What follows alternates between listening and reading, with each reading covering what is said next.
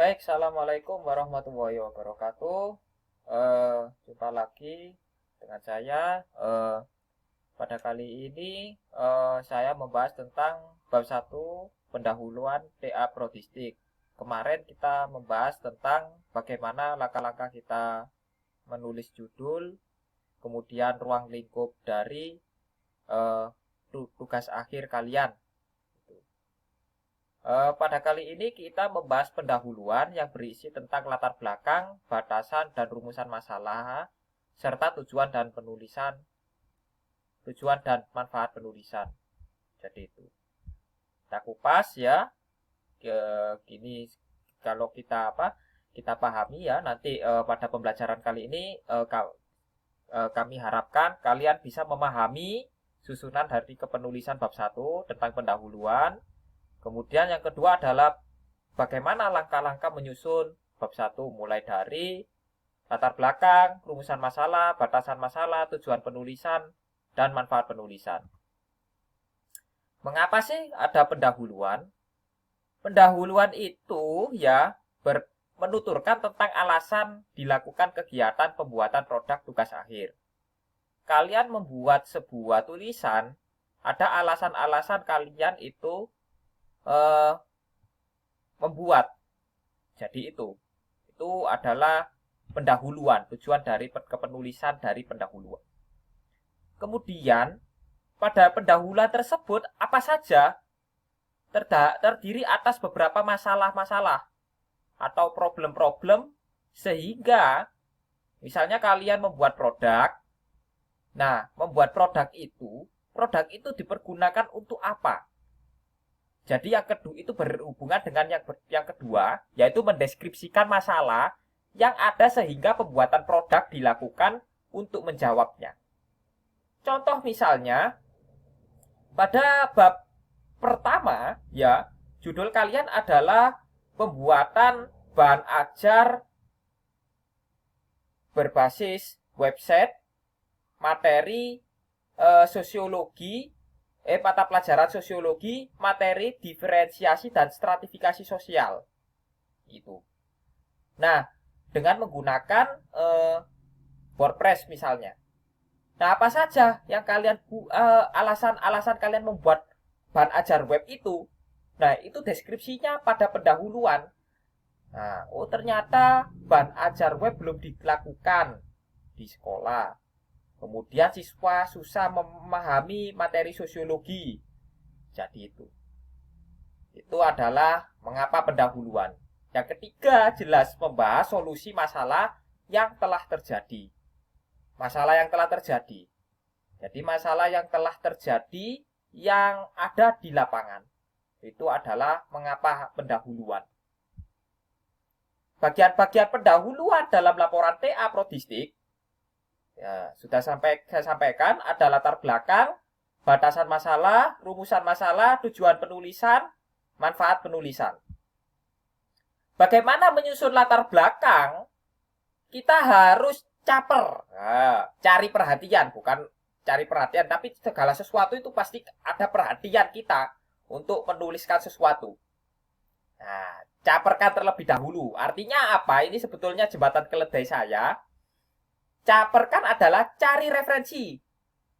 Kemudian petakan ide dengan pertanyaan dan rancang dan tuliskan. Itu adalah caperkan. Itu. Menyusun latar belakang agar sistematis. Itu. Jadi caperkan adalah cari referensi, petakan ide dengan pertanyaan dan rancang dan tuliskan. Itu. Bagaimana menyusunannya? Pertama kita ke CA, cari referensi. Kita mencari referensi harus cakep dulu. Cakep artinya apa? Cakep itu adalah CA, cari referensi tentang topik yang Anda tuliskan.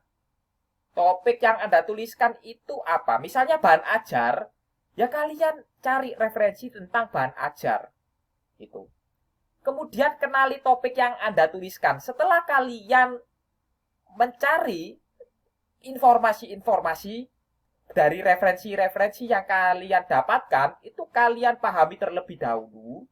Kita kenal dulu, ya, kita pahami.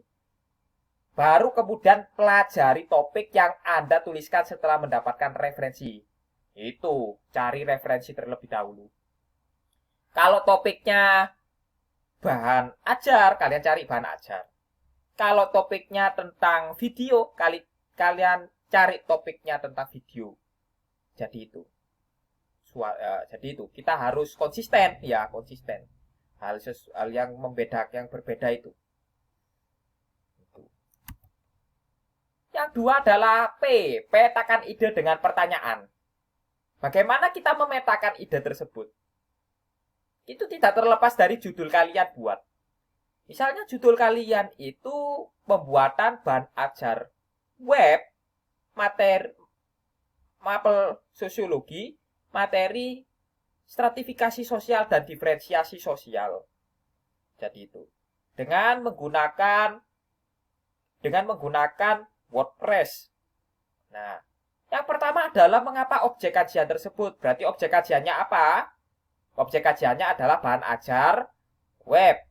Kemudian juga materi sosiologi, diferensiasi, dan stratifikasi. Mengapa itu? Kalian jawab, kalian cari. Kenapa kira-kira? Itu harus observasi terlebih dahulu dengan guru di lapangan, dengan guru sosiologi misalnya. Kemukakan mengapa memilih aplikasi tersebut. Kenapa? Lah, aplikasinya apa yang kalian buat? Contoh tadi adalah yang saya sebutkan adalah WordPress. Oh, ternyata WordPress aplikasinya sangat memudahkan. Nah, itu. Aplikasi ini ternyata sudah dikembangkan oleh beberapa penelitian-penelitian terdahulu. Kemudian, kelebihan aplikasi tersebut. Oh, ternyata aplikasi WordPress memiliki ini. Jadi itu memiliki kemudahan dalam mengembangkan sebuah website terutama bahan ajar. Kalau cari referensinya banyak sekali. Apa implikasi aplikasi dengan objek kajian tersebut? Implikasi adalah keterlibatan. Jadi aplikasi WordPress itu, contoh misalnya WordPress dengan bahan ajar sosiologi. Nah, itu keterlibatannya aplikasi WordPress itu terhadap objek kajian bahan ajar tersebut. Oh, ternyata aplikasi WordPress dapat didayagunakan sebagai bahan ajar, dapat dikembangkan. Itu apa yang pengembangannya, bagaimana pengembangannya, karena WordPress memiliki fitur-fitur yang dapat dikembangkan. Atau misalnya itu. Bagaimana urgensinya? Urgensinya adalah ini apa perhatian kita itu urgensinya itu. Nah, kemudian sertakan data pendukungnya baik fakta lapangan maupun kajian terdahulu. Itu cari di beberapa referensi di literatur, banyak sekali di internet, di Google. Baru kita rancang dan tuliskan. Rancang ya, penulisannya itu terstruktur ya harusnya. Jadi setiap pertanyaan kembangkan jadi paragraf. Paragraf itu ya terdapat beberapa ide. Ide yang apa yang kita tulis. Satu paragraf menjadi satu ide pokok. Tetap gunakan kalimat pembuka, penjelas, dan penutup. Kemudian ambil data, fakta maupun kajian terdahulu. Fakta yang ada di lapangan maksudnya. Yang relevan terhadap topik. Misalnya kalau faktanya tentang bahan ajar, media pembelajaran, ya kalian fokus pada hal tersebut. Itu fokus. Itu relevan akan menjadikan tulisan kalian fakta dan data itu relevan. Kemudian sisipkan pada setiap paragraf. Kemudian rancang paragraf tersebut sesuai dengan kaidah Estolol. Apa itu Estolol?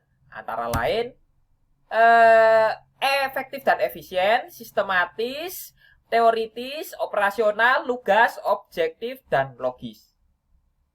Efektif dan efisien itu ringkas. Maksudnya paragraf tulisan kalian itu ringkas, padat, dan mempergunakan kata atau kalimat yang penting dan mudah dipahami. Kemudian sistematis. Jadi sistematis itu baik penulisan dan pembahasan itu sesuai dengan prosedur dan sistem yang berlaku. Jadi sistemnya itu bisa ada dua. Baik secara deduktif, secara umum, dan deduktif umum ke khusus, maupun induktif secara khusus maupun ke umum.